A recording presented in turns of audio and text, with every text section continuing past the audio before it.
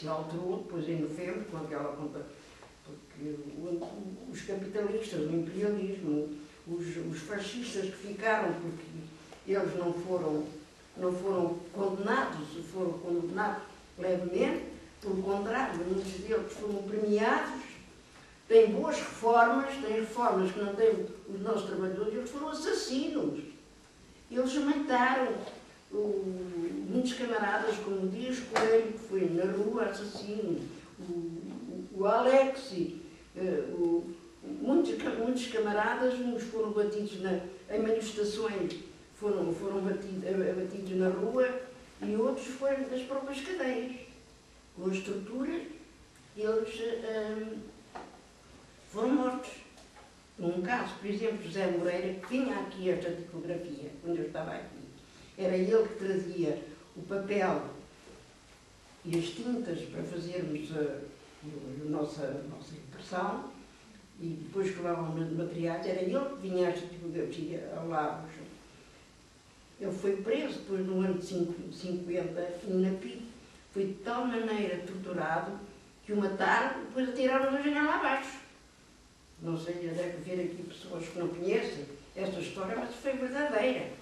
Porque havia lá num prédio que dava para um pátio lá da PID, que vivia lá uma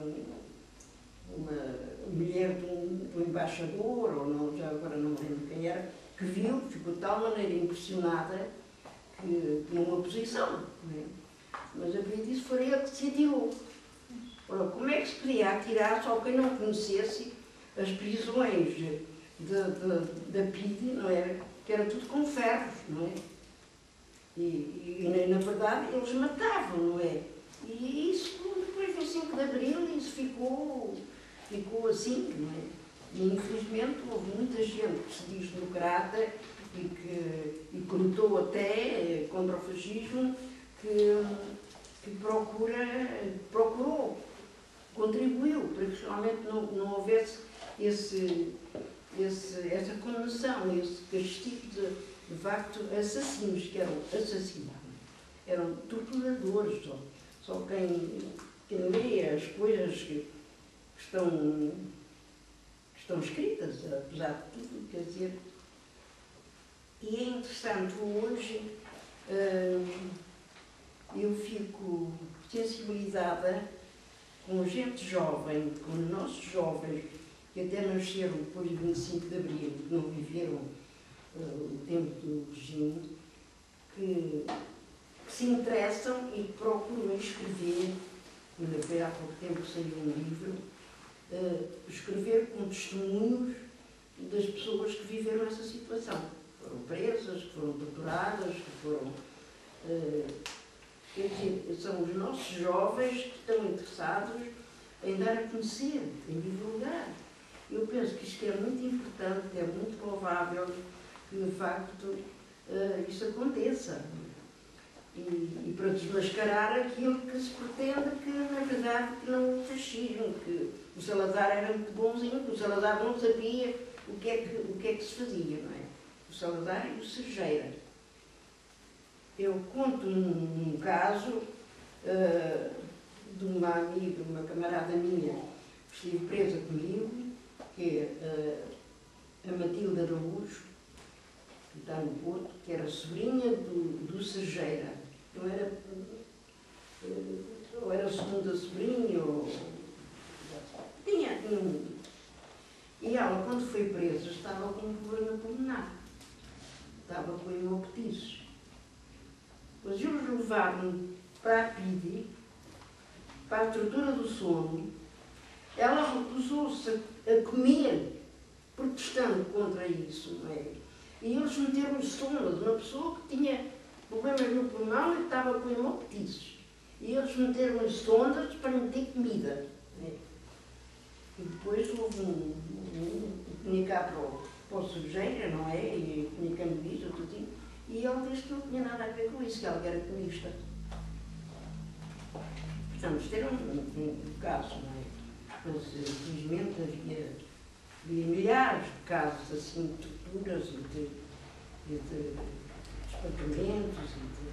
maus tratos na polícia, como é que era aquele tempo que se viveu na cadeia. Eram castigos constantes, porque só o simples facto. Há um livro que é o livro que foi feito por uma comissão constituída depois de 25 de Abril, que foi aos artigos da PIDE, e que fez um livro, agora não me recordo o nome, que tem o terceiro volume, não é? E que diz lá, portanto, todos os que estiveram lá presos, os castigos, isso assim. E depois havia pessoas que se admiravam como é que os presos eram tão castigados. Eu quero dizer, há duas coisas que eu fui castigada. Assim, uma delas foi, eu faço anos no 1º de maio, mas o meu registro está no dia 10, o meu cartão de identidade está no dia 10, porque meus pais atrasaram, depois para não pagar a multa, puseram no dia 10. E na cadeia havia os regulamentos que permitiam que no dia dos nossos anos tivéssemos uma visita especial. Né? Nós só podíamos ter visitas de pais, irmãos, cunhados, parece que podíamos ter, mas ninguém, não se tinha de sobrinhos, não tinha de filhos. E eu escrevi uma carta a pedir uma visita para uma sobrinha minha para o dia dos meus anos. E depois, no dia 1 de maio, foi quando eu nasci e não liguei àquele dia do dia 10 que estava no cartão. E fui castigada, tiraram uma visita, não tive a visita, claro, fui castigada, tiraram uma visita, tiraram o recreio, tiraram os lanches, porque eu tinha mentido que queria festejar o 1º de maio. Isso foi um castigo, um dos castigos está lá. O outro castigo foi porque estava uma companheira minha que estava muito doente, estava gravemente doente, e então, depois ela teve de ser numa ambulância aqui para o hospital, e eu escrevi uma carta em nome das outras camaradas que estavam na sala, escrevi uma carta a exigir ao diretor da cadeia o internamento daquela pessoa, não é, daquela presa, que estava gravemente doente, assim. O facto de eu escrever essa carta, que era considerada uma carta coletiva, eu fui castigada. Pronto, os castigos eram assim, era uma coisa absurda, não é? E de tal maneira era aquele sadismo, aquele desumanidade, que a minha mãe faleceu, eu estava lá presa, isto em 62, nos anos 60, em 1965. Eu estive presa de 59 a 68, 9 anos e 2 meses. E eu fiz requerimentos à direção da cadeia, à direção da PIDE, o meu irmão fez ao Ministro da Justiça, coisas assim, para eu ir, pelo menos me deixassem ir à casa mortuária, não é, para me despedir da minha mãe, ela tinha falecido em consequência de uma operação. E passado 15 dias eu tive a resposta. Não tinha sido autorizado no pedido porque não se justificava a morte de uma mãe. Portanto, podemos ver e depois podemos ter outros casos. Por exemplo, uma irmã minha, que era muito jovem, também esteve presa, que era a minha irmã mais nova, esteve presa, e ela e o companheiro, quando foram presos, não eram casados oficialmente. Não é? Viviam, não é? Mas foram presos na clandestinidade, também numa tipografia. E depois ela foi libertada primeiro, e ele esteve lá 7 anos. Fizeram tudo para se poderem casar, porque ela não podia visitá-lo, não podia escrever, porque não era casada. Eles fizeram tudo, e o advogado pôs deixarem casar. E eles não permitiram casar, eles não se casaram. Só se casaram quando o cunhado saiu.